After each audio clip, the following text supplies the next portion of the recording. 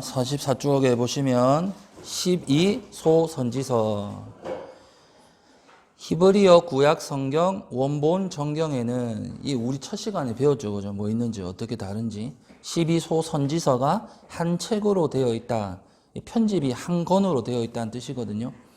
이 12책은 대선지서들이 가지고 있는 사상을 동일하게 포함하고 있다. 뭐가 동일한가? 1번, 열국을 들어 이스라엘을 징계한다. 그럼 이 열국은 대표적으로 아수르, 바벨론이겠죠. 2번, 이스라엘 민족이 각국에 분산된다는 것. 자, 넘어가서 3번, 열국의 멸망. 이스라엘을 멸망시킨 나라들이 하나님의 손에 의해 멸망당하는 것. 4번, 이스라엘의 남은 백성인 신자들을 위로함. 5번, 메시아가 오심으로 말미암아 이스라엘의 남은 백성이 구원받음. 6번, 세계 모든 민족들 가운데서 여호와께로 돌아오는 자들이 많을 것을 예언. 이거는 이제 6번은 장래의 거죠. 나중에 예수님이 진짜 이 땅에 재림하실 때 일어나는 일입니다.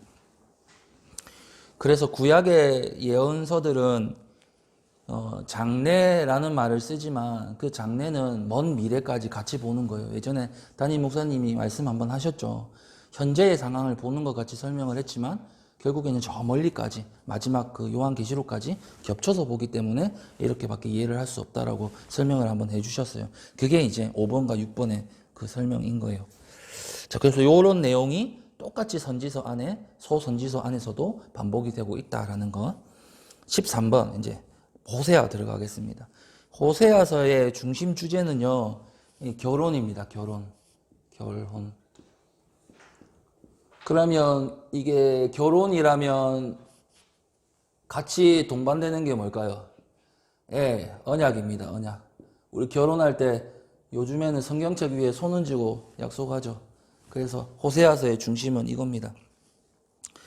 자, 결혼이라는 말, 언약이기 때문에 하나님과 이스라엘 백성의 혼인이죠.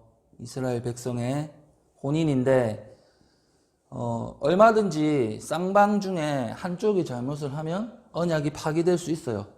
그러니까 하나님 쪽에서 이스라엘을 버리실 수 있었는데 버리지 않았다. 이런 추론도 가능합니다. 호세아서는 이제 남유다가 분열이 됐잖아요. 북쪽 이스라엘과. 그런 다음에 이제 한 200년 후의 이야기라고 합니다. 그래서 25년 동안 모은 설교의 이제 그런 내용을 시의 형식을 빌어서 이렇게 기록한 책입니다. 한번 읽어보겠습니다. 저자. 이 책의 저자는 호세아로 12소 선지 중 한 사람이며 북쪽 이스라엘 시민이다. 60에서 65년간 선지 활동을 하였으며 또한 북쪽 이스라엘의 선지자로서 예후의 집을 거스려 예언하였다. 그는 여로보암 2세의 말기 곧 주전 8세기 중엽에 활동하였으니 이사야, 미가는 호세아보다 젊은 동시대의 선지자들이었다. 설명하고 있습니다. 내용 보겠습니다. 1번 호세아 시대의 죄악상. 선지 사역을 시작할 때 그 나라는 부흥되었다. 그때 이스라엘 왕들이 종교적 부패에서 떠나지 못했고 예후가 바알 종교를 철폐하였으나 여호와를 바알 종교의 의식으로서 공경하는 일을 여전히 계속하였다. 이스라엘 민족은 이교주의와 타협하여 부패했다. 호세아는 이스라엘을 음료로 비유하면서 그들의 죄악을 지적하고 그들이 주님의 은혜로 돌아오게 됨을 보여주었다라고 말하고 있습니다. 그래서 호세아서에 나오는 사상은 아수르나 그 다음에 바벨론이나 또 누구 있죠? 큰 나라 애굽, 그죠? 이 나라들을 의지하고 동맹을 맺는 것을 간음이라고 봅니다. 계약관계, 결혼의 관계를 파기한 것으로 보고 있습니다. 우상숭배라는 거죠. 하지만 이 말씀의 이제 중심 주제는 11장 8절에 나오는 에브라임아 내가 어찌 너를 버리겠느냐 내 마음이 내 속에서 돌이키어 나의 긍휼이 불붙듯 하오나. 왜 이런 말씀을 하실 수 있으실까요? 결혼 언약 관계이기 때문입니다. 한쪽이 끝까지 포기하지 않는다면 결혼은 이어집니다. 2번 호세아가 음료를 취한 일의 상징적 행위. 처음에 나오자마자 하나님께서 호세아에게 음란한 여인 고멜을 취하라고 말씀하시거든요. 그 여자는 음란한 이스라엘 백성을 보여주는 것입니다. 내용 분해 1번 이스라엘의 음행 1에서 3장에 나타나고 2번 이스라엘의 불경건과 그들이 받은 벌, 그들이 받을 최후적 구원 이렇게 나타나고 있습니다.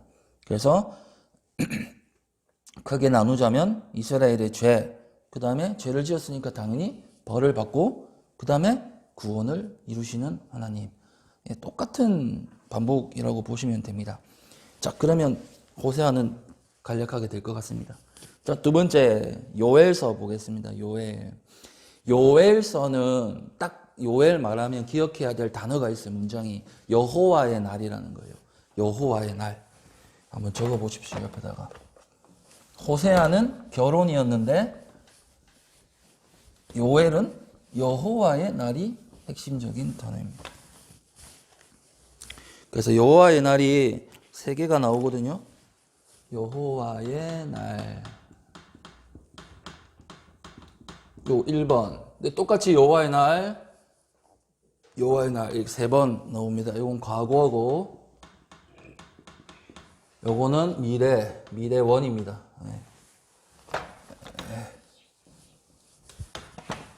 미래 1, 그다음에 미래 2 이렇게 됩니다. 그래서 처음에는 이제 메뚜기 떼 예전에 제가 설교했나 모르겠는데 메뚜기 떼가 등장을 해서 막 나타나서 난리가 나죠. 그 다음에 이게 뭐로 나타나냐면 미래의 아수르 군대로 표현이 됩니다. 메뚜기 떼가 아수르 군대. 그래서 이렇게 표현이 되고 마지막 미래는 이 아수르 군대 때문에 무너졌던 성이 회복이 되고 땅은 어떻게 됐을까요? 대군이 땅을 밟으니 땅이 황폐화됐겠죠. 그래서 황폐한 땅을 회복시키시고 그 다음에 그 성에 있는 모든 이들을 다시 회복시키시고 회복의 이런 식으로 이제 주제가 전개가 됩니다. 요엘서가. 그래서 이제 마지막에 이제 여호와의 영이라는 게 나오면서 아주 유명한 성령께서 성령을 각 사람에게 부어 주셔서 그 사람들이 소성케 되는 이제 그렇게 이제 나오게 됩니다. 그래서 요엘서의 주제는 여호와의 날이라고 기억하시면 되겠습니다. 저자 부두엘의 아들 요엘. 그다음에 내용 보시면요. 요엘은 메뚜기 재앙과 한재가 유대 민중을 징계하는 방편이라는 의미에서 유다와 예루살렘의 각성, 반성, 애통, 회개를 촉구했다. 작은 1번 충재의 현실 묘사. 이 말을 되게 어렵게 써놨어요. 충재는 해충으로 농작물이 피해를 입는 걸 말해요. 2번 충재의 재료로 장차 아수르군의 침입을 전형적으로 표현. 곧 메뚜기 재앙도 무섭지만 장래의 아수르 군대도 무섭다는 것이다. 저들이 그 경고를 듣고 회개하면 역시 이중 구원을 거둘 것이다. 자, 이중 구원이란 무엇인가? 첫째는 목전에 있는 일단 이 메뚜기 재앙에서부터 구원이 받고, 둘째는 장래에 일어날 아수르의 침입에서 구원을 받는다. 이게 이중 구원, 이렇게 이분이 지금 적어 놓은 겁니다. 내용분해 1번 메뚜기 재앙을 통하여 예시된 장래의 여호와의 날 1장. 2번 장래 여호와의 날이 있을 역사적 사건들 2장. 3번 여호와의 날에 있을 역사적 사건들이라고 나오고 있습니다.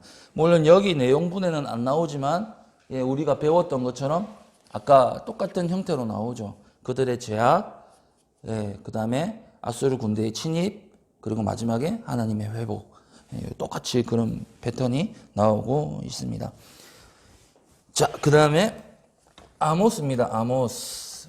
개론이기 때문에 이런 내용이 있구나 정도만 알고 지나가시면 됩니다. 아모스는 중심 말이 예배입니다. 예배. 참된 예배.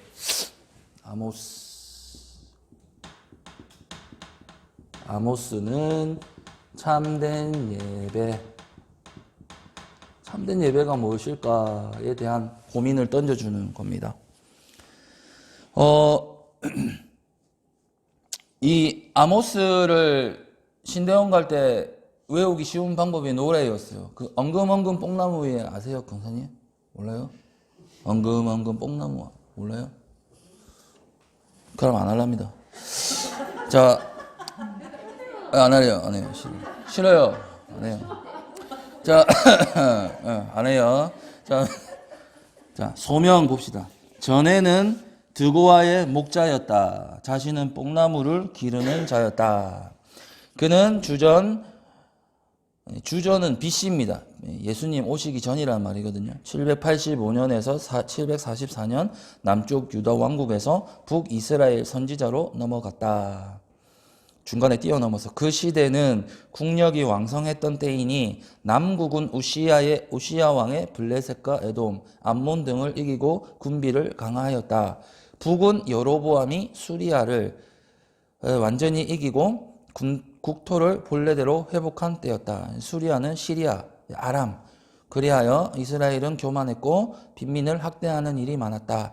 이때 빈민 중 하나인 아모스가 선지자로 세움을 받았다.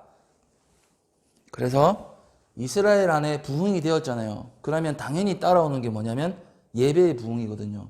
종교적 부흥이 따라와요. 근데 그 종교적 부흥 안에서 드려지던 수많은 제의들, 또 화려한 제의들, 이런 것들이 이 참된 예배가 될 수 없었다라고 지금 아모스서는 이야기를 하는 거거든요. 그래서 왜 그러냐? 그 안에 참된 예배는 드려지지만 하나님께서 너희에게 보여주시는 공의, 정의, 이거 없다는 거죠. 나타나지 않는다는 겁니다. 그리고 당연히 동반되어야 하는 이웃사랑, 발견할 수 없다는 겁니다. 따라서 너희가 드리는 예배 화려하고 멋지지만 예배 아니다라고 말씀하시는 게 아모스서입니다. 예배와 관련된 거예요. 그래서 위선을 벗어라라고 말씀하시고 모든 것이 가짜다라고 말씀하시는 아모스입니다. 목적. 북이스라엘은 하나님의 약속과 은혜를 거절하고 교만하였다. 오히려 하나님이 미워하는 우상숭배, 향락, 방탕, 부도덕, 압박, 강탈, 뇌물, 곧 부정부패가 가득 차 있었다. 이러한 세대의 아모스를 통하여 하나님의 공의의 심판이 박두함을 경고하였다. 그러나 이 경고는 그리스도를 통한 구원의 약속을 보이시려는 데 있다. 내용분해 1번 서론 1에서 2장. 유다와 이스라엘 주위에 있는 모든 민족들에게 먼저 선언, 그 후 유다와 이스라엘이 죗값으로 받을 벌을 예언했다. 2번 선지자의 책망, 이스라엘을 회개시키려고 여러 가지로 책망한 말씀이다. 3번 심판과 구원, 5가지 이상을 말하고 심판과 구원을 말했다. 그래서 아모스 5장 24절에 오직 정의를 물같이 공의를 마르지 않는 강물같이 흐르게 하라. 아모스 5장 24절 말씀이 핵심 주제절입니다.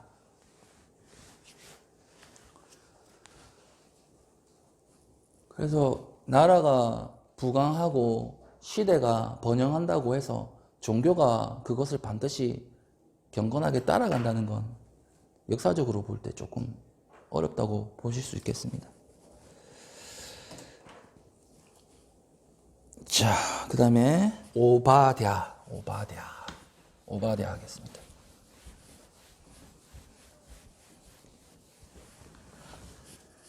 오바댜는 구약에서 가장 짧습니다. 21절. 20초면 끝낼 수 있습니다. 뜻, 여호와의 예배자 또는 종이라는 뜻입니다. 저자, 본서의 예언이 예루살렘에서 된 것으로 보아 유대인 중 한 사람인 오바댜의 기록이다. 이 이름은 약 12에 나오나 다르다. 시기는 예루살렘이 외국의 침략을 당한 때였다. 내용.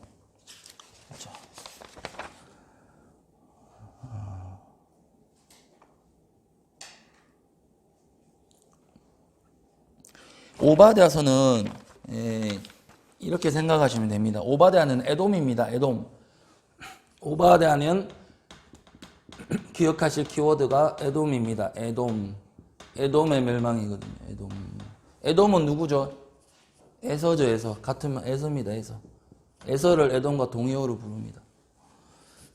그래서 이제 이게 바벨론에 의해서 예루살렘이 멸망을 당했을 때 이 에돔이라는 나라가 이스라엘을 막 약탈했어요. 도와주지는 못할 망정 막 하고, 그다음에 난민들이 막 생겨나잖아요. 그 사람들을 학대를 했거든요. 그래서 하나님이 이들을 심판하겠다라고 말하는 게 바로 이 오바댜서입니다. 그래서 에돔의 교만, 늘 선지서에 나오는 말이 교만입니다. 이 하나님이 제일 싫어하는 겁니다. 교만. 그러니까 교만이라는 게 뭘까요? 왕의 자리가 하나님에 있어야 되는데 그 자리에 우리가 올라가는 거, 하나님을 내리는 거죠. 내려올 수 없을 뿐인데 이 교만입니다. 이게 창세기에 뭐로 나타날까요? 타락이죠. 스스로 왕이 되어서 이게 옳다 저게 옳다를 스스로 분별하게 된 거, 교만이죠. 그래서 하나님께서 강제로 내려버리시는 겁니다. 에돔은 그렇게 보시면 됩니다. 근데 이 에돔이라는 표현이 계속 에돔의 멸망을 이야기하거든요. 그러다가 갑자기 어떻게 변하냐면 에돔의 멸망이라는 이 관점에서 갑자기 열방, 그러니까 이 대적들의 이스라엘 괴롭히는 대적들의 멸망으로 이렇게 꽉 갑자기 펼쳐지거든요. 그래서 이걸 그냥 볼 때 조금 이해할 수 없는데, 그러니까 교만한 자의 대표로서 에돔이 나타나기 때문에 이후에 나타나는 모든 교만한 자는 다 하나님께서 멸망시키고 강제로 낮춰버리실 거다라고 그렇게 생각을 하시면 되겠습니다. 여기서도 똑같이 회복이 나타납니다. 회복이 나타나서 이제 새 예루살렘 성이 들었을 것이고 그 안에 충성된 남은 자들로 하나님이 꽉꽉 채워 나가시겠다라고 마지막으로 회복을 말씀하십니다. 이게 이제 오바댜. 오바댜는 에돔. 오바댜는 에돔. 이렇게 외우면 될 것 같습니다. 키워드로 외우면 조금 머리에 잘 남으실 것 같습니다. 자, 요나로 넘어가겠습니다. 17번 요나. 뜻은 비둘기, 저자는 요나. 요나는 풍류, 속담입니다. 속담. 속담의 뜻은 뭐냐면 이 본 뜻은 숨기고 비유하는 말만 남겨서 그 뜻 안에 이제 숨어 있는 거죠. 진짜 뜻이. 그걸 이제 속담이라고 하고 풍류라고 말하는 겁니다. 풍류. 신화는 고대의 신성한 이야기. 말 그대로 지어낸 이야기죠. 우화는 이제 인격화된 동물, 식물, 뭐 어떤 사물, 뭐 이런 거에서 이제 동화처럼 이렇게 막 풍자해낸 그런 이야기를 우화라고 합니다. 요나는 그런 것들이 아니라 역사적인 사건이다. 내용 보겠습니다. 1번 요나는 소명받고 아수르의 수도 니느웨로 가서 회개치 않으면 멸망한다고 외치게 되었다. 그러나 아수르는 히브리인과 큰 원수였기 때문에 다시스로 도망하였다. 2번 요나가 탐배는 재난을 만났고 책임을 추궁하기 위해 제비를 뽑았는데 요나가 뽑혀 바다에 던져졌다. 3번 바다는 잔잔해지고 하나님께서 예배하신 큰 물고기가 요나를 삼켰다. 거기서 회개하고 땅의 토함을 받아 소명에 순종했고 니느웨 성은 구원을 받았다. 그는 불평을 못 이겨 죽음을 구했다. 성벽 밑에 앉아있을 때 박넝쿨이 자라서 뜨거운 햇볕을 가려주어 기분이 안정되었으나 갑자기 벌레가 박넝쿨을 갉아먹어 시들게 되었다. 그는 다시 불평했다. 이때 하나님은 한 고래의 박넝쿨이 말라버림으로 요나가 비참하게 되었다면 니느웨의 12만 명의 육축의 멸망이 얼마나 비참하고 아까운 것이겠냐는 교훈을 주셨다. 요나서는 하나님의 사랑이 이방에 미치는 모습을 경험하게 한다. 여기서는 이스라엘이 지은 죄가 안 나타나네요. 아니죠. 요나를 통해 나타나죠. 대표자로서 있는 거예요. 자, 그 다음에 18번 넘어가겠습니다. 미가. 저자는 미가. 미가는 모레셋. 예, 모레셋은 이제 남유다의 작은 마을이라고 합니다. 지도를 찾아보려고 했는데 가까워 이 지형도를 찾아서 보여드리려고 했는데 그 지형도에는 안 나타나서 제가 못 들고 왔어요. 주전 8세기 후반기에 남쪽 유다 선지자로 이사야 선지자와 같은 시대에 사역했다. 그는 당시에 그릇된 신간에 물들지 않고 하나님은 생명 없는 의식 종교를 원치 않으시고 자비와 공의를 찾으신다고 했다. 그 시대의 죄악을 책망하고 유다, 이스라엘의 멸망을 힘차게 전파했다. 이스라엘의 장래를 보여주어 곧 메시아로 인한 구원과 축복도 전했다. 이스라엘의 원수인 아수르에 대하여도 말씀했다. 넘어가겠습니다. 내용분의 첫째로 예언한 것은 이스라엘과 사마리아의 멸망을 예언했다. 그래서 작은 점을 보시면 이스라엘이 받을 심판, 사마리아 멸망, 유다 함락.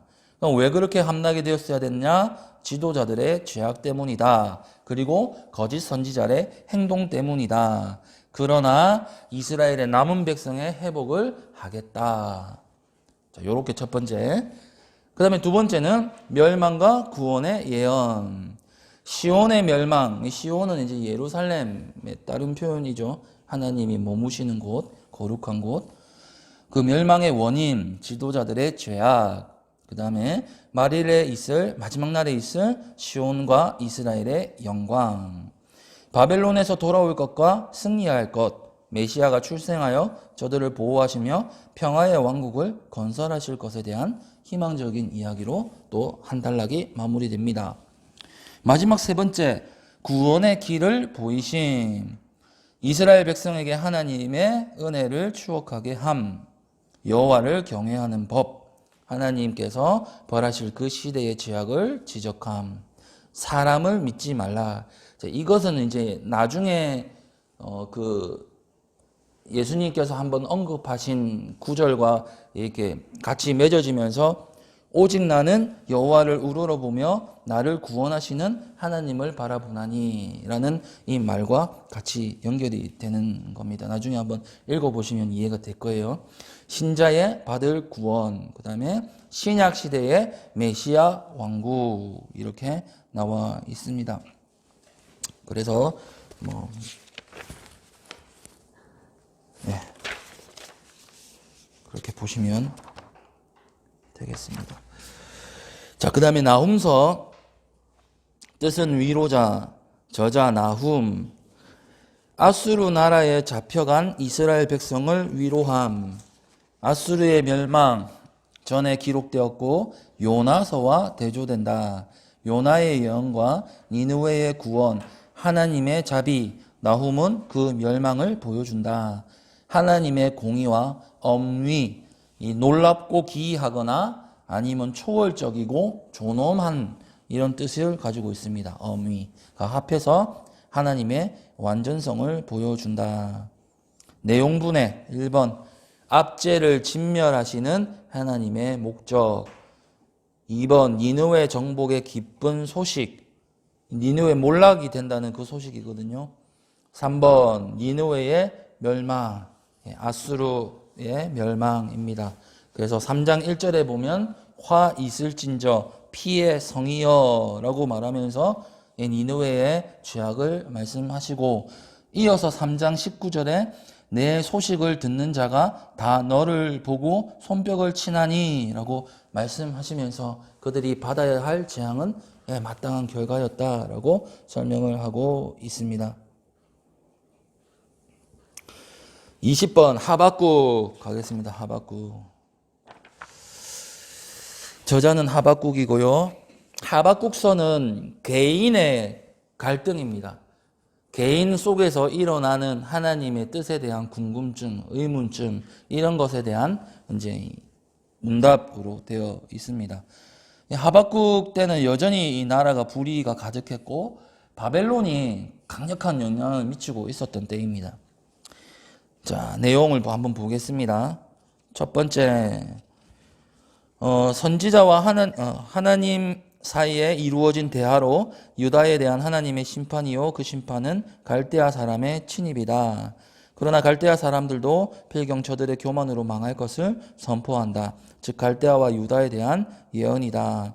교훈은 악인의 망함과 의인의 흥함을 말한다. 이 예언은 온 세계에 하나님을 아는 지식을 충만케 함을 내다본 것이다. 그 다음에 2부 갈대아인들이 받을 심판의 내용이 시적으로 진술된다. 이는 곧 악인을 벌하시는 주님의 심판 행위로 밝혀진다. 바울은 믿음으로 의롭다 함을 얻는 그의 교리를 증거하기 위해서 이 구절을 인용했다. 이 구절이 뭐냐면 나는 구원의 하나님으로 인하여 기뻐하리로다. 의인은 그의 믿음으로 살리라. 그겁니다. 의인은 믿음으로 그의 믿음으로 살리라. 그래서 여기서는 이 하박국은 심판의 부당함을 이야기하는 겁니다. 어제 담임 목사님 잠깐 말씀하셨죠. 그래서 하박국서에서 나타나는 것은 우리보다 더 악한 사람을 통해서 그들을 통해서 우리를 심판하는 게 이게 가합니까? 마땅합니까? 라는 이제 질문을 던지고 있다고 그때 말씀을 하셨죠. 그래서 의인은 그의 믿음으로 말미암아 살리라라는 대답을 하박국에게 하셨거든요. 결국 주님께서는 이 주의 백성과 기름 부은 자를 구원하시겠다라고 말씀하십니다. 믿음의 여종으로 초대하고 있는 거죠. 그러면 이 당시에 하박국에 나타난 믿음은 뭘까요? 결국 그 땅은 황폐하고 그 땅에 서 있는 자들은 누굴까요? 바벨론이죠. 바벨론 군대들이 서 있고, 그러면 이스라엘 백성들은요, 잡혀가고 있죠. 포로로 울면서 잡혀가고 있습니다. 이게 상황인 거예요. 그래서 모든 나무들이 다 땅에 베어지고 소출들은 땅에 떨어지고 황폐화된 이 상황을 하박국이 보고 있는 거죠. 그런데 하나님이 이 상황 속에서 뭐라고 말씀하시는 거죠? 의인은 믿음으로 살리라 라고 말씀하시는 거예요. 그래서 우리가 착각하지 말아야 될 게 이스라엘 백성들이 전체가 다 구원을 받는다라는 건 잘못된 생각입니다. 오해입니다, 오해. 이스라엘 백성들 안에서요, 이 똑같은 원리가 적용됩니다. 알곡이 있고 가라지가 있는 거예요. 그래서 구약시대 때도 그 안에 백성들 중에 반역해서 이 땅에 갇힌 자들도 있고 멸망당한 자들이 있잖아요. 그래서 이 안에는 반드시 가름이 존재합니다. 이런 그게 신약까지도 그대로 넘어오는 거죠. 교회 안에서도 역시 마찬가지입니다. 우리가 분별할 수는 없지만 교회 안에서도 이러한 일이 똑같이 일어나고 있는 거죠. 그래서 이런 상황 속에 놓여 있더라도 하나님은 주를 믿는 믿음을 가진 자를 분별하여서 반드시 그의 믿음을 통해 살려내리라라고 약속하고 있는 겁니다. 구약에서 신약의 모티브가 이렇게 등장을 하게 됩니다. 21번 스바냐는 유다 왕국 말기의 책입니다. 연대 요시야 왕 시대. 근데 요시야 왕은 처음에는 되게 잘했어요. 모든 우상을 다 제거했는데 이제 나중 들어서 그 개혁이 실패하고 끝내는 교만해졌던 그 왕입니다.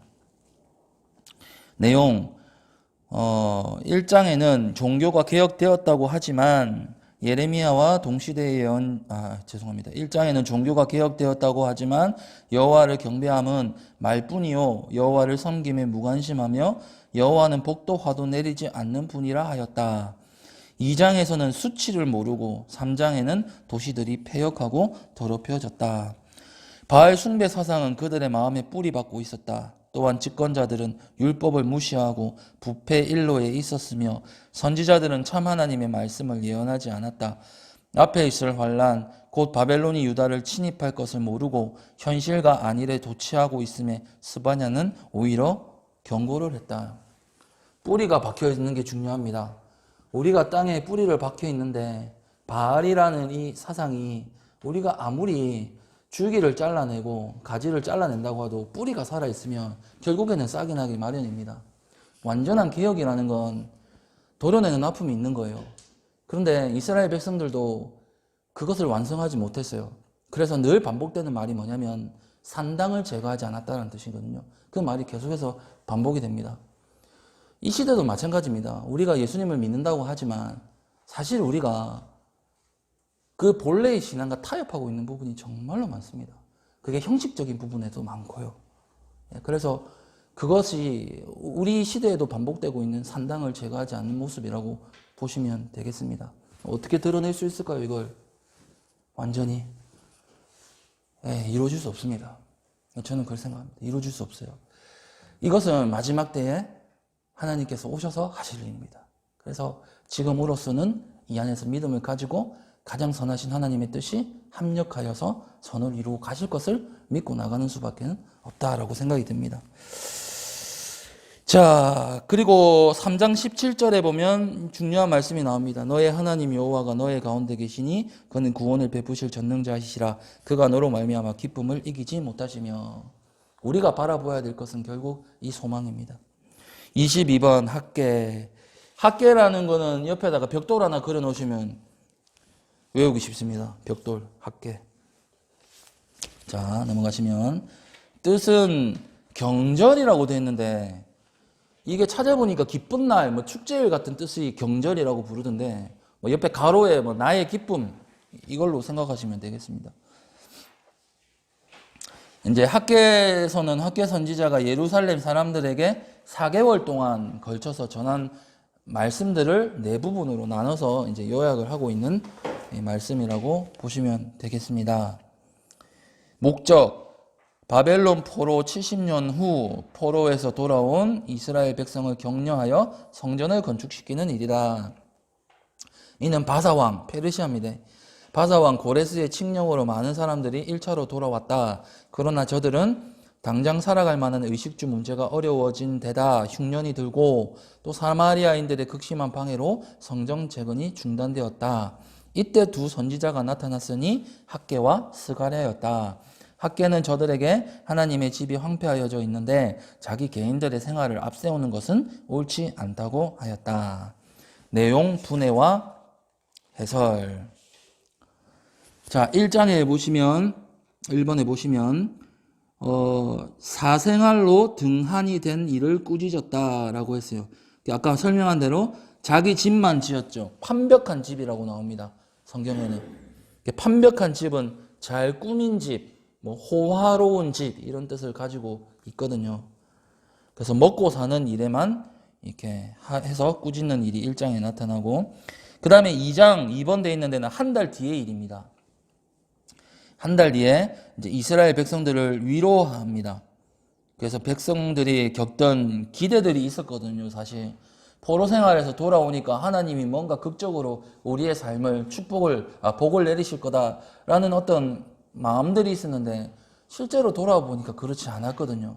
그러니까 그들 가운데 있었던 사실 어려움이 많았습니다. 그래서 그런 기대들을 다시 말씀을 통해서 위로하는 장면이 이제 2장에 나오는 거예요. 그 다음에 3번, 2장, 이제 또 다시 10절에서 19절. 요거는 이제 세 번째 예언이고, 저주의 그침과 축복의 회복, 하나님의 축복이 반드시 올 것이다. 한 달 뒤에 전한 다음에, 두 달이 지난 거예요. 3번은 이제 2달이 지난 후에 예언을 한 거예요. 그래서 언약을 믿어라 라는 거죠. 그 다음에 마지막 4번, 2장 20절에서 23절. 이거는 이제 같은 날에 예언한 장면입니다. 같은 날에 했어요.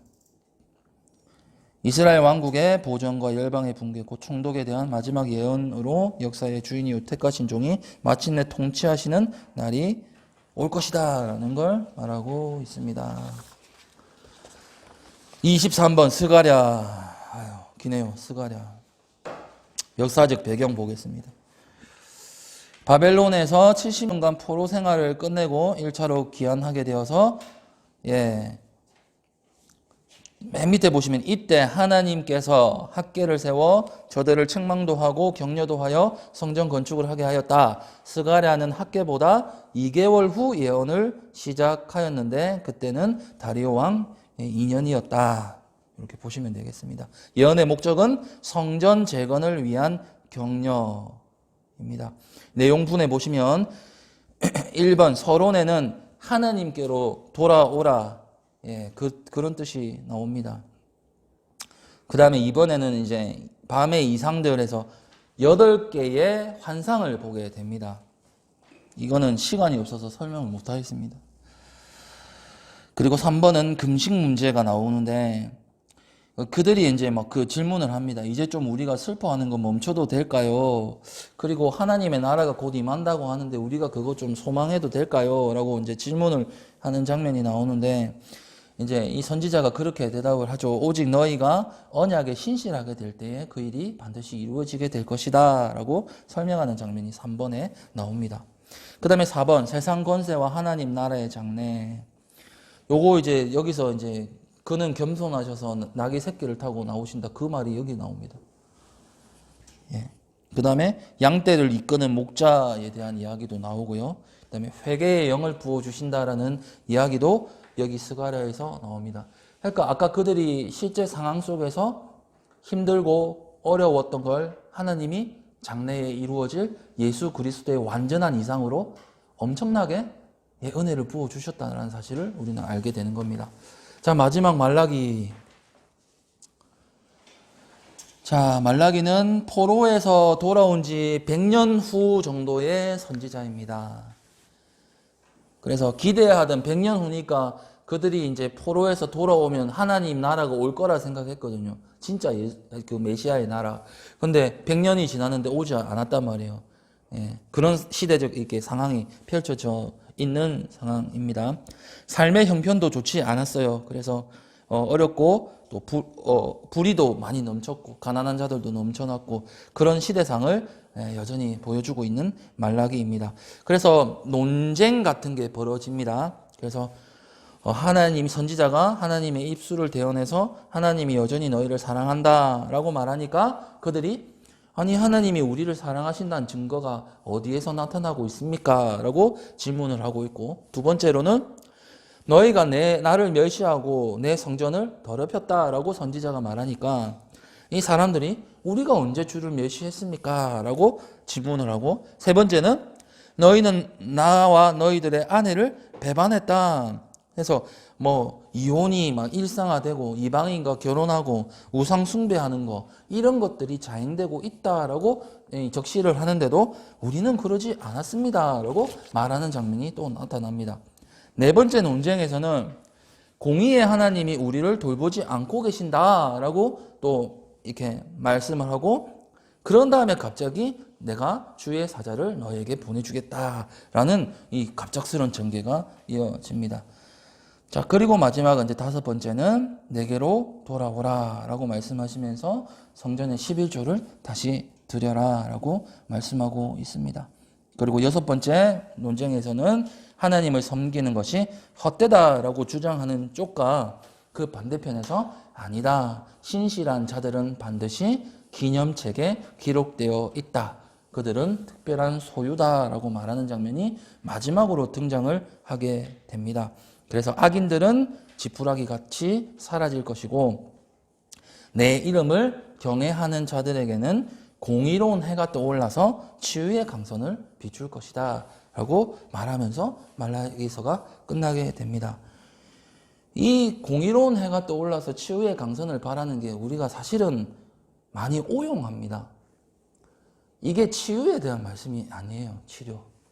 우리가 치료받는 거, 병에 관한 고침이 아닙니다. 무슨 말씀일까요?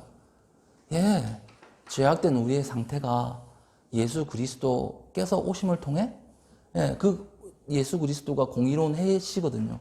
그 공의가 우리 가운데 펼쳐져서 완전한 죄가 없는 땅, 그 땅이 우리 가운데 도래한다라는 뜻인 거예요. 물론 그렇게 봐도 되겠죠. 제가 말을 잘못했네요. 그래 봐도 됩니다. 하지만 진짜 의미는 그런 뜻이라는 것만 알고 그렇게 사용하시면 될 것 같아요. 기도하고 마치겠습니다. 하나님 감사합니다. 오늘도 모든 강의 가운데 함께하여 주셔서 감사합니다. 이후의 강의 가운데도 함께하여 주옵소서. 예수님의 이름으로 기도드립니다. 아멘.